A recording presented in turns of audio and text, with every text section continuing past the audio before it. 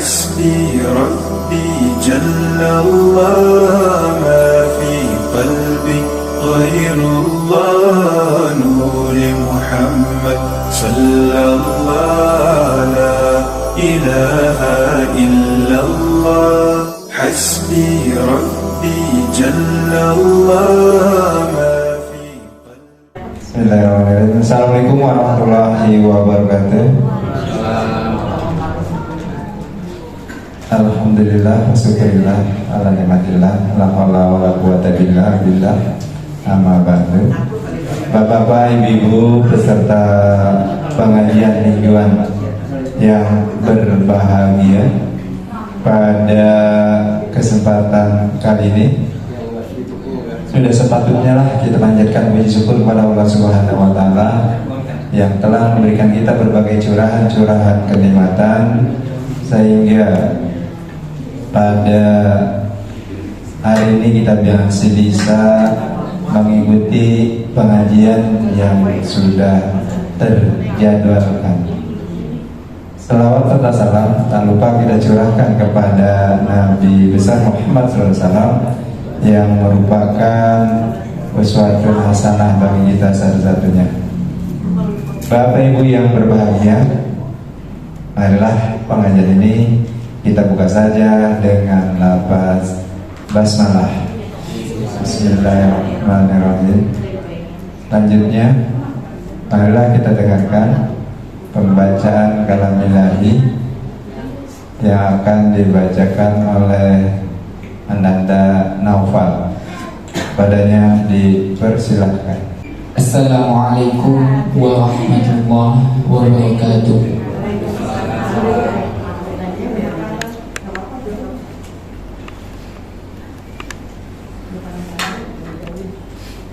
A'udzu billahi minasy syaithanir rajim.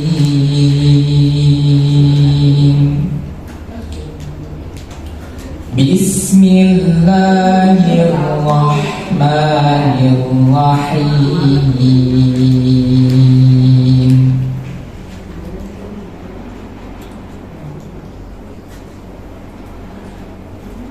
Wasari'u ila maghfiratin min rabbikum wa jannatin 'arduha as-samawati wal ardh u'iddat lil muttaqin alladzina yunfiquna fis sarra'i wad dharra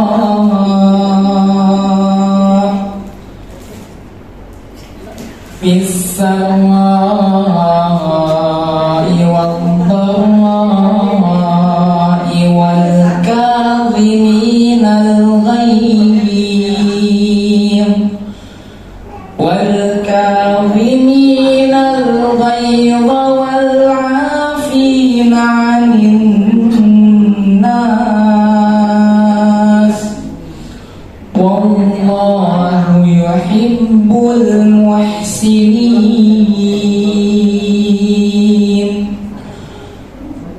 والذين إذا فعلوا فاحشة أو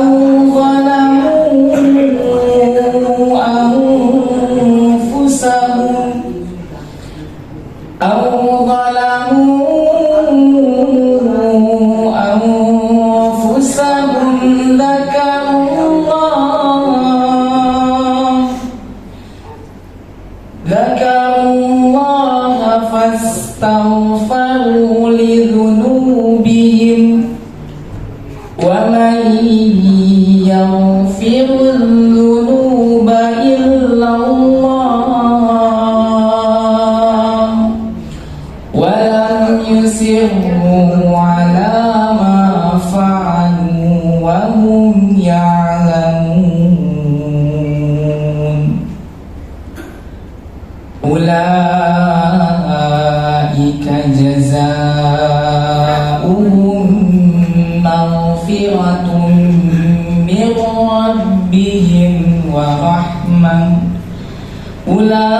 أولئك جزاؤهم مغفرة من ربهم وجنات تجري من تحتها الأنهار خالدين فيها ونعم أجر العاملين. صدق الله العظيم. Aku berlindung kepada Allah dari godaan setan terkutuk dengan menyebut nama Allah yang Maha Pengasih lagi Maha Penyayang. Dan bersegeralah kamu mencari ampunan dari Tuhan dan mendapatkan surga yang luasnya seluas langit dan bumi yang disediakan bagi orang-orang yang bertakwa, yaitu orang-orang yang berinfak baik di waktu luang maupun sempit, dan orang-orang yang menahan amarahnya dan memaafkan kesalahan orang lain. Dan Allah mencintai orang yang berbuat kebaikan. Dan juga orang-orang yang apabila mengerjakan perbuatan keji atau menzalimi diri sendiri, segera mengingat Allah, lalu memohon ampunan atas dosa-dosanya. Dan siapa lagi yang dapat mengampuni dosa-dosa selain Allah? Dan mereka tidak meneruskan perbuatan dosa itu, sedang mereka mengetahui. Balasan bagi mereka ialah ampunan dari Tuhan mereka dan surga-surga yang mengalir di bawahnya sungai-sungai. Mereka kekal di dalamnya, dan itulah sebaik-baik pahala bagi orang-orang beramal. Sungguh benar Allah atas segala firman-Nya. Wassalamualaikum warahmatullahi wabarakatuh. Maha benar Allah dengan segala firman-Nya. Baru saja kita dengarkan pembacaan kalam ilahi dan sari tilawah. Semoga kita bisa memahaminya dan terketuk hati kita sehingga kita mau melakukan apa yang telah dituntunnya, dan mudah-mudahan juga kita bisa mendapat rahmatnya dari Allah Subhanahu wa Ta'ala. Selanjutnya kita simak saja pemaparan materi. Kepada Pak Ustadz dipersilahkan. Bismillahirrahmanirrahim. Assalamualaikum warahmatullahi wabarakatuh. Alhamdulillah alladzi arsala rasulahu bil huda wa dinil haq liyudhhirahu 'ala dini kullihi wa kafa billahi syahida. Asyhadu an la ilaha illallah wahdahu la syarikalah wa asyhadu anna Muhammadan abduhu wa rasuluh. Allahumma salli wa sallim wa barik ala Muhammadin wa ala alihi wa ashabihi wa man ittaba'a hudahu wa mawalah. Subhanaka la ilma lana illa ma 'allamtana innaka antal alimul hakim. Allahumma anfa'na bima 'allamtana wa 'allimna ma yanfa'una wa zidna ilman.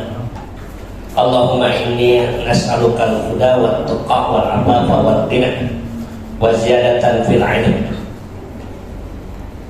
Ikhwatul iman yang dimuliakan Allah Subhanahu wa Ta'ala, alhamdulillah, puji syukur kita panjatkan pada Allah Subhanahu wa Ta'ala.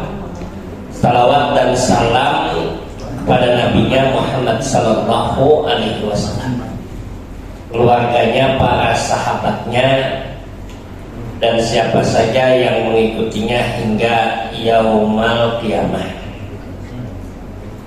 Pada malam hari ini kita akan mentadaburkan satu ayat Allah Subhanahu wa Ta'ala, dan ini yang juga disampaikan di dalam pengajian Aisyah, yaitu firman Allah Subhanahu wa Ta'ala dalam Al-Quran surat Al-Ahzab ya, surat 33 gitu. Kalau dibuka itu ya, ayat 72. Surat Al-Ahzab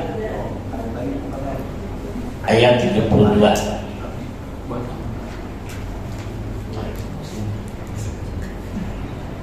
Dan dalam ayat ini Allah Subhanahu wa taala menyebutkan kepada kita, a'udzubillahi minasyaitonir rajim, inna aradnal amanata 'alas samawati wal ardi wal jibal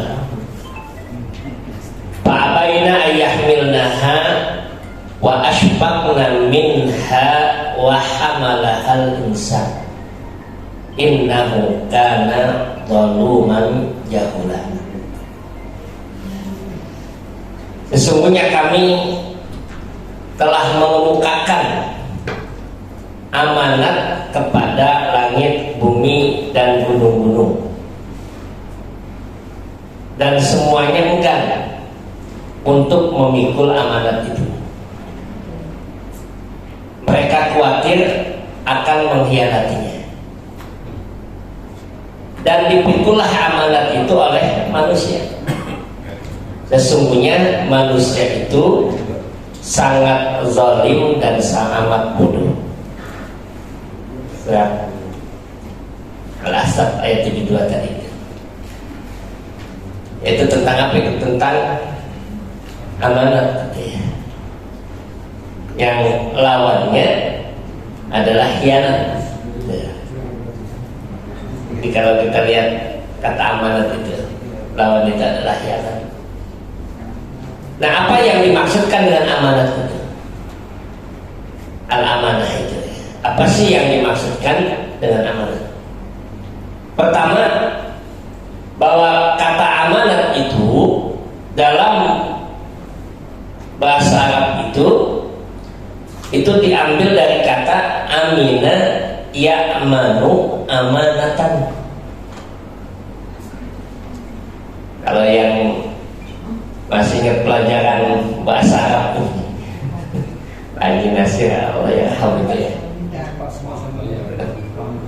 Amina ya'manu amanatan itu. Amina ya'manu amanatan. Dari kata amina. Al-amin itu orang yang terpercaya, orang yang menjalankan amanah itu. Maka kata amanah ini, kalau tadi dari kata amina ya'manu itu kan dari amina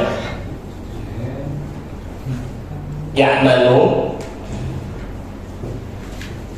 amanatan,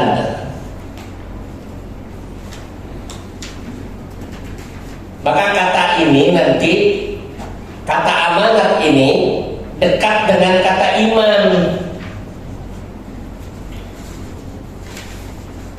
juga seruput dengan kata aman. Sehingga orang yang amanah itu dia akan amanah kalau didasari dengan iman. Kalau nggak ada iman mah malah sedikit udah miring gitu. Kalau nggak ada iman itu amanah. Amanah itu dasar iman. Dan ada kaitannya dengan kata aman tadi, amanah tadi. Apa artinya? Bahwa orang yang dia menjalankan amanah itu akan tenang, merasakan aman. Tenang saja. Juga orang yang memberikan amanah juga nyaman, tenang. Dia bisa dipercaya diberikan amanah. Nah, ini kata amanah. Jadi amanah itu erat kaitannya dengan iman dan kata aman tadi. Maka orang yang tidak amanah nanti juga kaitannya dengan iman yang rusak. Bahkan Nabi mengatakan itu nanti dalam hadisnya, apa kata Nabi SAW itu? Kata Nabi SAW, la iman liman la amanata lahu. Kata Nabi SAW itu.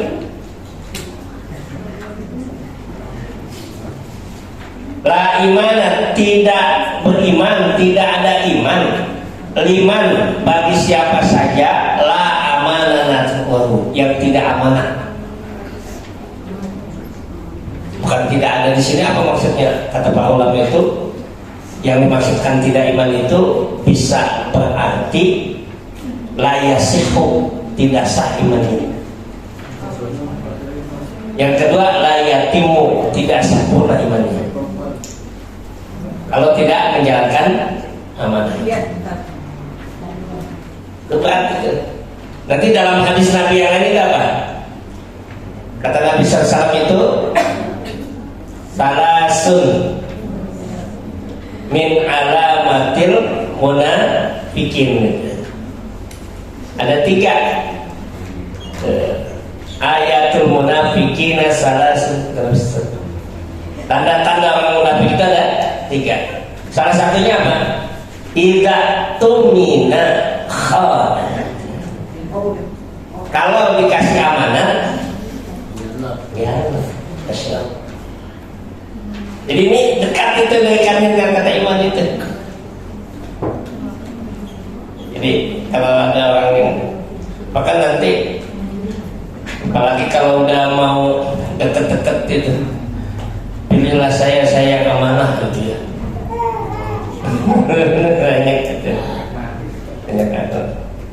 banyak ngaku amanah.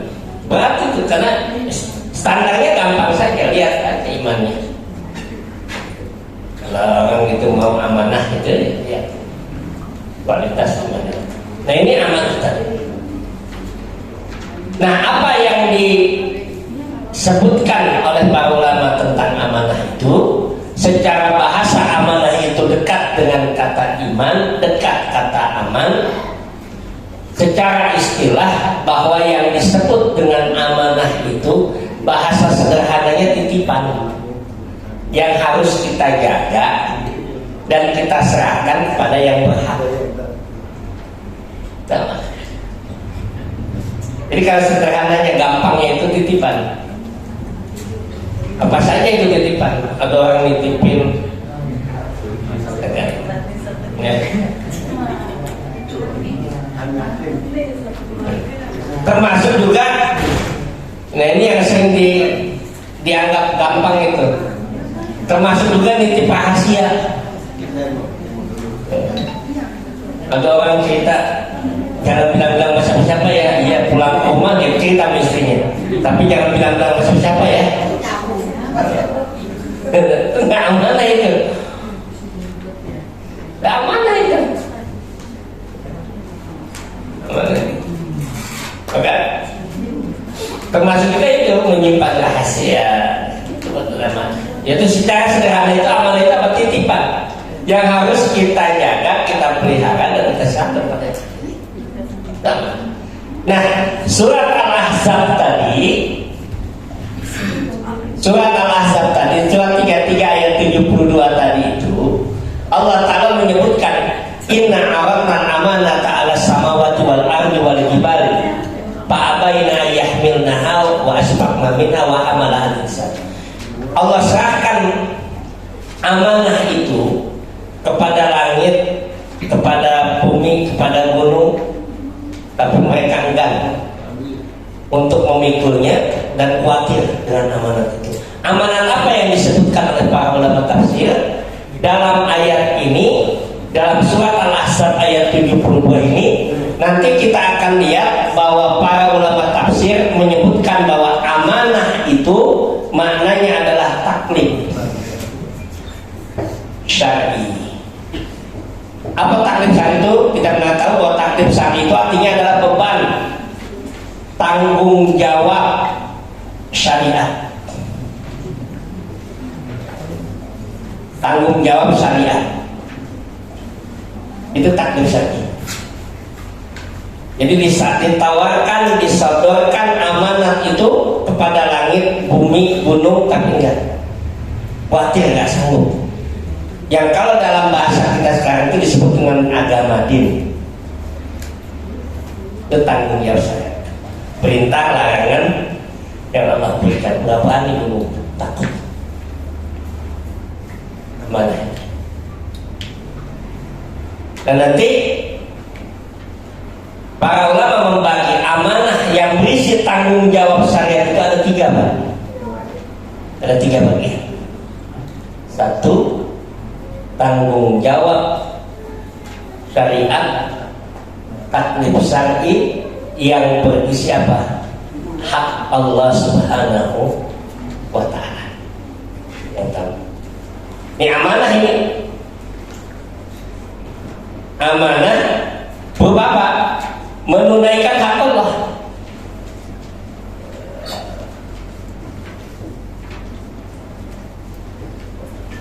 Hak Allah itu amanah kita harus tunaikan. Apa hak Allah itu? Itu kita beribadah kepada Allah dan tidak menyekutukan. Oh, itu hak Allah. Nggak boleh kita berikan. Nggak boleh kita beribadah kepada selain Allah. Tidak boleh kita berdoa, tidak boleh kita meminta tolong kepada Mbah Jampong misalkan. Ya. Apa gitu ya? Malah ini. Itu amanah. Amanah yang berisi apa? Berisi tanggung jawab syariat tadi apa itu? Menunaikan hak Allah. Menunaikan hak Allah. Dan nanti dalam hadis riwayat Imam Ahmad itu ya, dalam hadis riwayat Imam Ahmad itu disebutkan dari sahabat Mu'ad bin Jabal, untuk wadipan Nabi Sallallahu Alaihi Wasallam ala khimar, faqala li ya Mu'ad atadri ma haqqullahi ala ibad wa ma haqqul ibadi ala Allah. Aku pernah berboncengan dengan Nabi di atas kendaraan himar keledai. Sekarang siapa kata Mu'ad bin Jabal ini? Aku pernah berboncengan dengan Nabi di atas keledai. Faqala li, keledai itu hewan perkawinan apa itu? Kuda dengan sapi. Oh, bukan sapi, bingkong gitu. Dengan kuda eneng kali. Kuda poni. Kuda poni, kuda kecil. Kayaknya keledai. Aku pernah berboncengan dengan Nabi di atas keledai. Faqalani, maka kata Mu'ad, Nabi bertanya kepadaku, wahai Mu'ad, tahukah kamu apa haknya Allah atas hambanya dan apa hak hamba atas Allah? Jadi kalau bicara tentang hak Allah berarti bicara tentang kewajiban. Kita kalau minta hak tetap banget, tapi kalau kewajiban taksor. Ini hak Allah itu. Apa hak Allah itu? Maka Mu'ad menjawab, Allah dan Rasuluhu a'lam. Allah dan Rasulnya yang lebih tahu. Kemudian Rasulullah menyatakan, haqqullahi 'alal ibad ayya'buduhu wa la yusyriku bihi syai'an.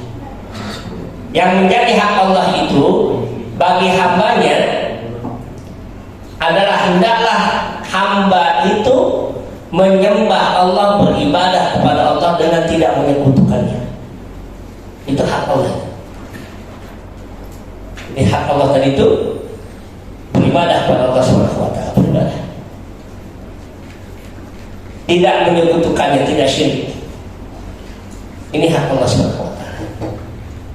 Menyembah Allah dan tidak syirik, tidak menyekutukan Allah Subhanahu wa ta'ala. Maka orang yang melakukan syirik itu pada hakikatnya Allah sebutkan orang yang melakukan syirik itu sebagai dosa yang paling besar, kezaliman yang paling besar. Kenapa? Karena dia meletakkan hak Allah itu pada yang lain. Dengan zalim disebut. Zalim itu kan meletakkan sesuatu tidak pada tempatnya. Itu zalim. Peki di atas dikantongin. Itu kalau secara bahasa itu zalim. Kaos kaki jadi kaos tangan, dan jadi sarung tangan gitu ya. Nah itu zalim itu dalam bahasa. Dalam bahasa, secara bahasa itu tapi dalam istilah yang dimaksudkan dengan zalim itu Quran surat 31 ayat 13. 31 ayat 13 surat Luqman itu. Surat Luqman itu. Apa itu? Quran surat 31 ayat 13 itu. Nanti korelasinya tadi kemarin itu kita sampaikan surat 6 ayat 82 itu.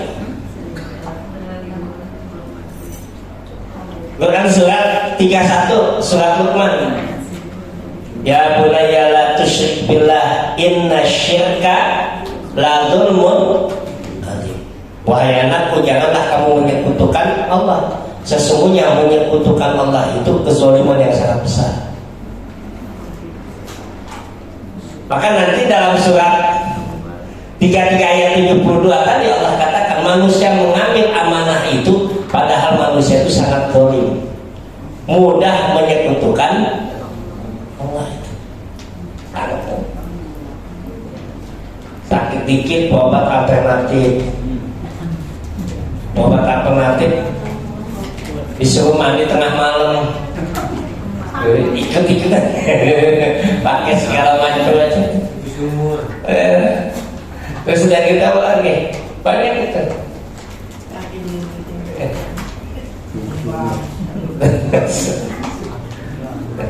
Dan itu bukan hanya orang biasa, banyak ya. Nah, ada yang datang itu dari Solo ibu malam-malam itu datang ke rumah itu. Jadi beliau itu dulu ngaji, ibu dengan anaknya dokter, datang malam-malam jam 10 malam baru nyampe dari Solo. Datang ke rumah itu diceritakan saya dari Solo udah beberapa hari yang lalu, ini barusan dari Garut. Kenapa? Obat, tapi bukan dari Kuningan itu, dari Jakarta. Datang ke sana itu obatnya ngapain tanya. Maka dia ceritakan obatnya itu bahwa anaknya itu yang dokter ini sakit yang nggak kunjung sembuh, sampai sudah ke dokter semakin belum ketahuan penyakitnya. Dan kemudian ada temannya yang sakit seperti itu, dibawa ke sana Bu, bawanya bukan medis, dan sembuh katanya, sembuh benar, sembuh katanya, sembuh. Ya karena dia tahu satu tempat kerja, cuma setiap sebulan sekali harus datang ke sana. Saya bilang, terus ibu datang di mana? Saya tanyakan itu. Ibu datang di mana? Nginap dia di hotel kalau jauh di pelosok itu. Dia ceritakan bahwa obatnya itu diceritakan macam konsultasi, lalu kemudian disuruh untuk membayar kafarat. Ini dosa suami kamu, bayar kafarat. Bayar kafaratnya berapa? Seharga 1 ekor sapi.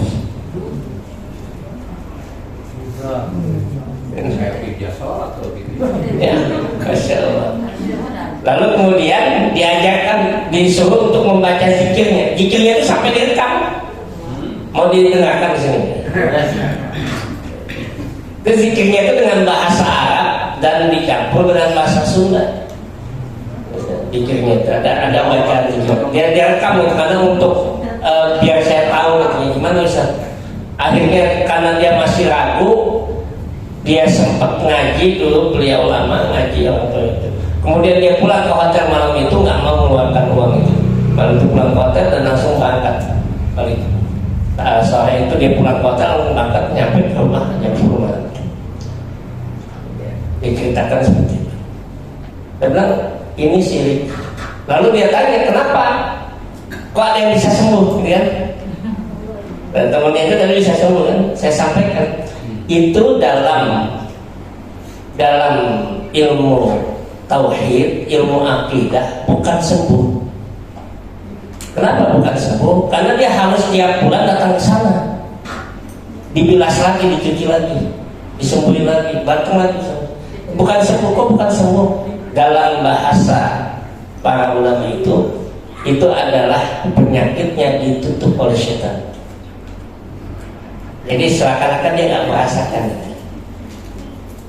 Kalau dia datang ke sana lagi sebulan, kalau nggak datang, Wah, beli saya sakit, maka dia harus datang lagi dan dikasih terapi segala macam di sana. Terapinya itu ya dengan berbau zikir-zikir yang tidak bisa. Nah ini banyak ya, banyak sekarang. Nah hak Allah tadi itulah amanah yang Allah berikan. Apa itu? Yaitu memberikan ibadah hanya kepada Allah. Tidak boleh kita berdoa, tidak boleh kita meminta, tidak boleh kita takut, tidak boleh kita cemas hanya kepada Allah. Tidak pada yang lain. Nah, kalau ini yang muda-muda kalau lewat tempat yang serem jangan bilang numpang-numpang anak babi mau lewat. Ya. Kalau yang anak muda itu sekali itu saking takut gitu ya. Kan sekali dulu kita diajarin orang tua begitu tuh. Kalau orang masyarakat tuh ngomongnya merendahkan diri di hadapan gini tuh. Numpang anak babi mau lewat. Kita manusia ya bilang baru.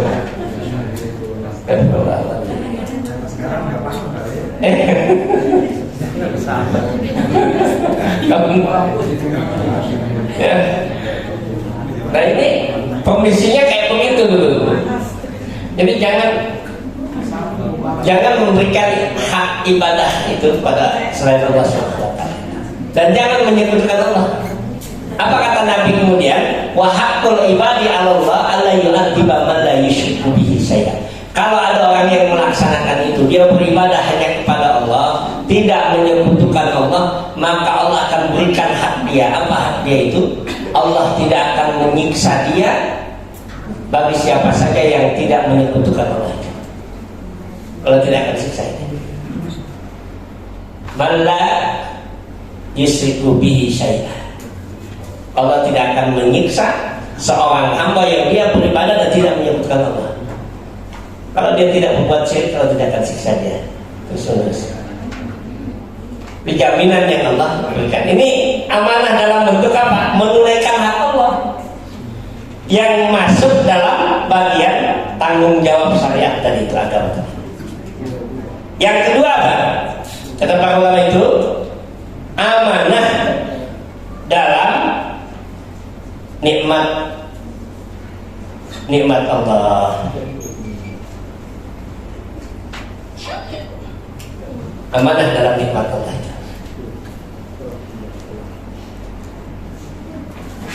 Dan nikmat Allah itu sangat banyak karunia. Apa yang Allah berikan itu adalah karunia yang Allah berikan. Sangat banyak. Bagaimana amanahnya itu? Bagaimana kita menunaikan amanah itu? Menunaikan amanah nikmat Allah itu dengan mensyukurinya. Udah cukup. Jadi nikmat sehat, ya nikmat apa lagi? Nikmat keluarga, nikmat anak, nikmat tempat tinggal, nikmat pekerjaan, itu nikmat semua. Bagaimana menunaikan amanah itu? Ya mensyukurinya dengan bersyukur. Cuman yang sering keliru Bapak dan Ibu sekalian itu, bahwa orang sering mengatakan syukur itu cukup dengan hati, cukup dengan ucapan alhamdulillah. Tidak. Kalau kata ulama itu menyebut syukur itu ada 3 rukunnya. 1 hati, 2 lisan, 3 anggota badan. Sama dengan sabar. Rukun sabar itu 3. 1 hati, 2 lisan, 3 anggota badan. Jadi ada 3 tuh. Sabarnya begitu. Ya. Jadi ada 3 rukunnya. Rukun dalam syukur dan sabar. Yaitu dia kalau rukun dalam syukur itu tadi dalam hati, dia mengakui nikmat itu adalah dari Allah. Dia mengucapkan dengan lisannya, syukur dengan lisan. Bagaimana dia mengucapkan, mengembalikan pujian itu kepada Allah dengan kalimat alhamdulillah. Maka kalau saya tambahin alhamdulillah rezeki anak soleh, jangan ditambahin itu, ya. Misalnya alhamdulillah segala pujiannya gitu. Kalau ditambahin rezeki anak soleh, nanti kata malaikat, siapa yang bilang kamu soleh? Masya Allah. Jadi cukup aja alhamdulillah segala puji. Yang ketiga apa? Rukun dengan anggota badan. Syukur itu dengan anggota badan. Bagaimana? Mengarahkan nikmat itu untuk mendapatkan keridhaan Allah. Saya selalu gampang sederhananya begini, Bapak dan Ibu yang memahami itu. Kalau kita bersyukur dengan ilmu, misalkan, maka kita tanyakan, sebenarnya Allah kepengen apa sih dengan ilmu kita? Harta, Allah pengennya apa sih dengan harta kita? Kesehatan, Allah pengennya apa sih dengan sehat kita itu? Yang Allah inginkan apa sih? Itu jadi dengan nikmat-nikmat yang Allah berikan itu, apa yang Allah ridho, yang Allah inginkan. Maka nanti ini bisa dicatat, kalau kita melihat Quran surat Al-Qasas ayat 77 dan kemudian Quran surat 3 ayat 146, ini berkaitan dengan apa? Aplikasi syukur. Aplikasi ini aplikasi sabar. Kata orang sering keliru itu. Yang penting sabar. Sabar itu apa? Itu sering keliru orang itu. Sabar itu banyak orang mengatakan ya sudah pasrah, nerimo, itu sabar. Tidak, itu sabar itu. Nanti lihat dalam surat Al-Imran ayat 146. Wa ka'ayyin min nabiyyin qatala ma'ahu ribbiyuna katsir fama wahanu lima asabahu fisabilillah wa ma da'ufu wa mastakanu wallahu yuhibbus sabirin. Orang yang sabar itu seperti apa? Betapa banyak para sahabat yang dia berjuang bersama dengan nabinya, lalu kemudian dia tidak cemas, pamawahan, nggak cemas. Lima asabahu fisabilillah, terhadap apa yang menimpahnya di jalan Allah. Jadi orang yang sabar itu nggak cemas. Kenapa? Karena apa yang dia alami pasti dia yakini akan ada kebaikan. Apa yang terjadi sudah ada ketetapannya. Itu orang yang sabar. Pamawahan, lima asabahu fisabilillah. Wa madaupu, nggak lemah.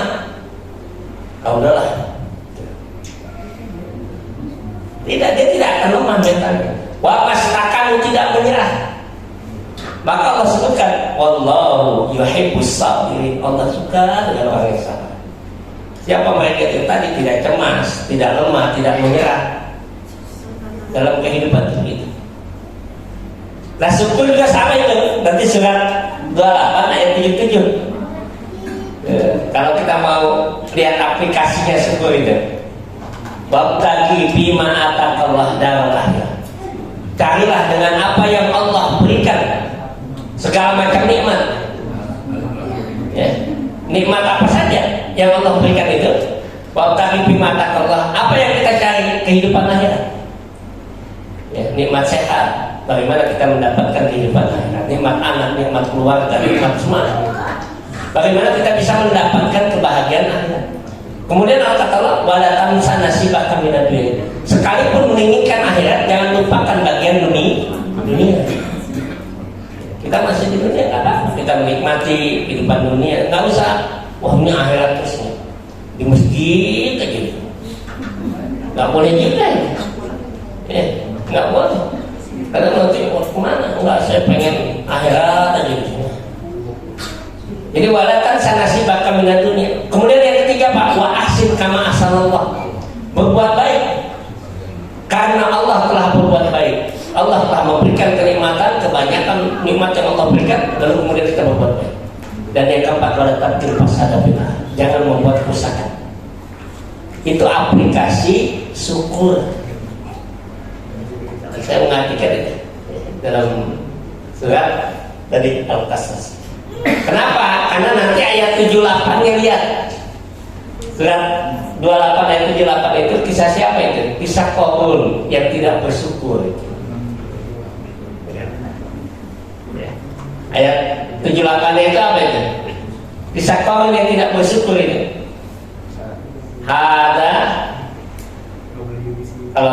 Kalau Sulaiman alaihissalam itu mengatakan hada min fadli rabbi liyabluwani ashkur amakfur. Tapi kalau Qarun mengatakan apa? Hada min ilmin indi.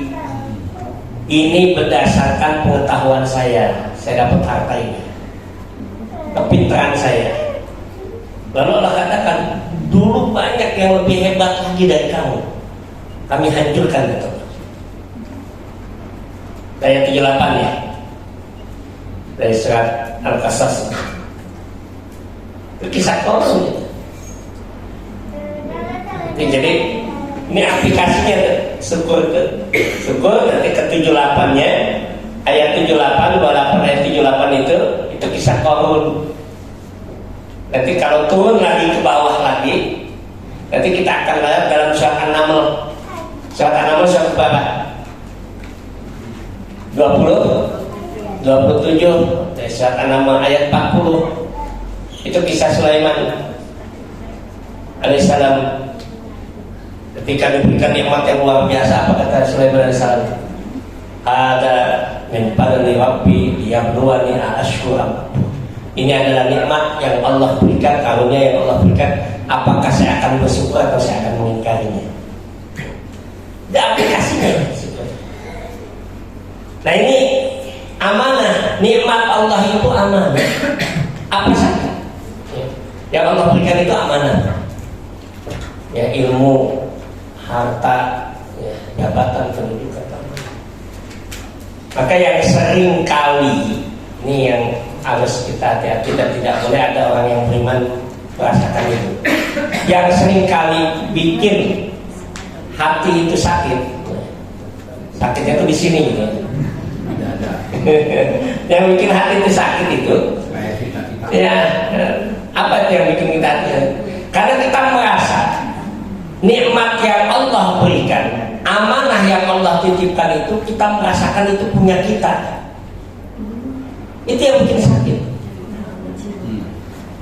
Kalau dia merasakan itu amanah, maka kapan saja amanat itu diambil yang pemiliknya, sudah selesai.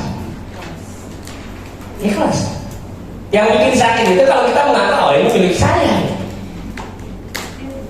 Itu yang bikin sakit itu. Maka ketika dia diambil oleh pemiliknya apa? Inna lillahi wa inna ilaihi raji'un. Kami ini milik Allah dan kami ini akan kembali pada Allah. Jadi itu yang bikin sakit. Salahnya itu bukan pada apa yang diambil, tapi salahnya pada diri kita.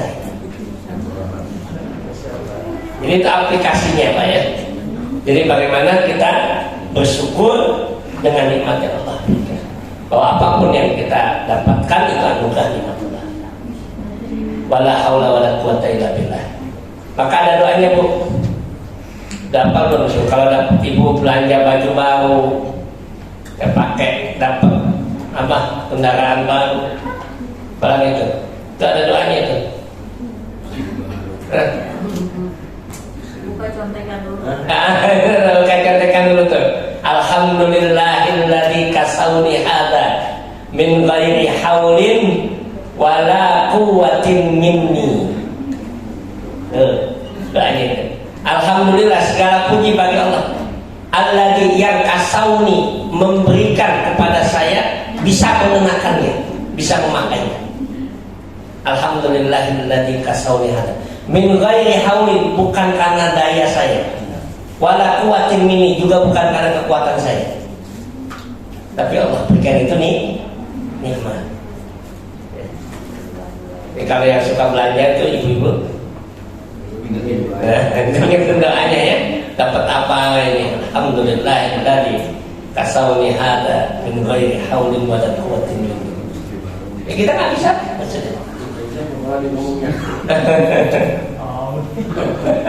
Penggerendangannya di mana? Nah ini yang kedua tuh ya. Nah baru yang ketiga. Yang ketiga itu amanah kepada sesama, menunaikan amanah sesama manusia itu. Yang paling kecil sebenarnya. Kalau yang paling kecil aja kita gagal, gimana yang paling besar? Kalau yang paling besar kita nggak bisa melakukan, yang kecil pasti tidak akan bisa. Tapi kalau yang besar kita menunaikan, insya Allah yang kecil akan. Yang paling ketiga itu menunaikan hak sesama, amanah sesama, amanah teman, amanah pada keluarga, amanah yang penting, amanah ilmu, amanah jabatan. Itu kita tunaikan. Yang nanti surat An-Nisa ayat 58. Yang ketiga itu coba lihat surat An-Nisa ini, surat yang keempat. Surat yang keempat ayat 58 itu. Ya ayyuhalladzina amanu. Bukan, surat keempat itu ayat 58, bukan itu. Kan ya ayyuhalladzina amanu. Apa coba? Surat 4 ayat 58, surat An-Nisa. Innallaha ya'murukum an tu'addul amanati ala ila ahliha wa idza hakamtum ya fahkum bainahum bil ya itu kumullah. Masya Allah, itu diri. Sesungguhnya Allah perintahkan kamu untuk memberikan amanah itu kepada yang berhak. Itu sesama, amanah pada sesama. Nah ini amanah ya. Jadi kenapa tadi ini ada 3 buat itu ya, amanah itu ya. Amanah pada sesama itu. Nah kenapa amanah itu disebut dengan taklif syar'i, beban syariat itu, berisi agama. Yang terbesar itu adalah menunaikan hak Allah tadi. Itu amanah yang terbesar. Dan yang kedua adalah bersyukuri nikmat-nikmat Allah. Baru kemudian yang ketiga apa? Yang ketiga itu hak sesama. Hak sesama. Kalau ada orang memberikan amanah, titipan, maka ada yang berhak. Nah, ini amanah. Amanah yang Allah. Sebagai penutup ibu dan bapak sekalian itu, lihat nanti dalam surat Al-Anfal ayat 27, surat 8 ya. Penutup. Apa yang Allah sebutkan itu? Ya ayyuhalladzina amanu la tahunullaha wa rasul wa tahunu amanatikum wa antum ta'lamun. Wahai orang yang beriman, jangan kalian mengkhianati Allah dan Rasul dan mengkhianati amanat-amanat yang telah diberikan. Bayangkan itu apa kata para ulama tafsir? Kata para ulama tafsir, Allah perintahkan untuk jangan berkhianat dengan amanah setelah Allah perintahkan atau Allah ingatkan jangan berkhianat kepada Allah dan Rasul. Seakan-akan bahwa amanah itu bebannya berat, tanggung jawabannya di hadapan Allah.